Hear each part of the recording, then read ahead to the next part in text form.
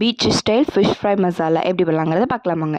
அதுக்கு ஃபர்ஸ்ட் கொஞ்சமாக அரிசி சேர்த்து வறுத்து வச்சுக்கலாம். வர கொத்தமல்லி கொஞ்சம், மிளகு 1 ஸ்பூன் அளவுக்கு வறுத்துட்டு, 1 ஸ்பூன் அளவுக்கு சீரகம், சோம்பு, அதுக்கப்புறம் 2 வரமிளகாய், கருவேப்பிலைகள்லாம் சேர்த்துக்கலாம். அப்புறம் 1 ஸ்பூன் அளவுக்கு கடுகு, பட்டை, கிராம்பு சேர்த்து வறுத்துட்டு, 1 ஸ்பூன் அளவுக்கு வெந்தயம், பூண்டு 5, 6 பல். இப்போ எண்ணெய் சேர்த்துட்டு தேங்காய் வந்து கொஞ்சமாக சேர்த்து நல்லா எடுத்து ஆற வச்சுக்கலாம். இப்போது மஞ்சத்தூள், மிளகாய்த்தூள், உப்பு, கார்ன்ஃப்ளவர் சேர்த்துட்டு இப்போ மீன்களை எல்லாத்தையும் வந்து நம்ம பெரட்டி ஒரு 1/2 மணி நேரம் வந்து மேரினேட் பண்ணி வச்சுக்கலாம். இப்போ நம்ம ஆற வச்சுருக்கக்கூடியது எல்லாத்தையும் நம்ம கலவைகளை உள்ளே சேர்த்துட்டு உப்பும் மஞ்சத்தூளும் சேர்த்து நல்லா அரைச்சி எடுத்துக்கலாம்.